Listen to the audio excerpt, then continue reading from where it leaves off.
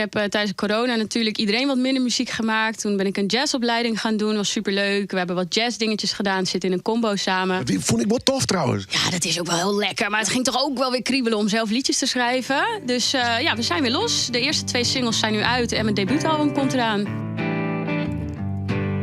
Wie ben ik wanneer ik mijn ogen sluit? Zie ik hetzelfde als ik in de spiegel kijk. Wat ik zeg is niet wat ik bedoel. Ik lach wel, maar dat is niet hoe ik me voel.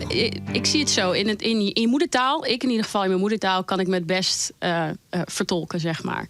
En alle liedjes zijn, ik zie het een beetje als, weet je, als je op vakantie gaat, heb je toch die bolletjes met sneeuw erin die je kan schudden.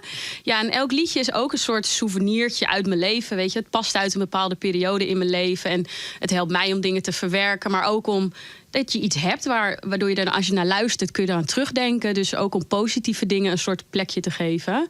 En dat gaat het best in het Nederlands. Dus dat al in, als koos bij hem? Ik schrijf de tekst en ik kom vaak met een melodie. En dan komt hij en dan bedenkt hij de akkoorden erbij. En hij produceert de liedjes ook verder. Oh, sorry Frank. Ja. Dus alle muziekcredits gaan naar Frank. Ik laat mijn stem nu horen. Schrik van het geluid. Stiekem voelt het lekker.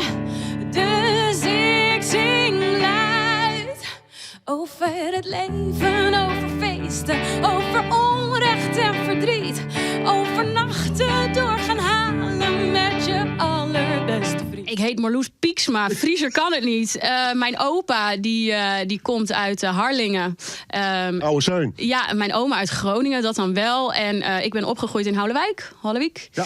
En op mijn 18e ging ik het huis uit en toen ging ik naar Groningen studeren. En inmiddels woon ik in het pittoreske Almere. Over stranden, verre landen, over haar en over hem. Over wie je echt wil zijn als je groot en sterk bent. Het maakt niet uit. Maakt niet uit wat. Maakt niet uit wat. Als je maar zingt vanuit je hart. Oh, oh, oh. Oh, oh, oh.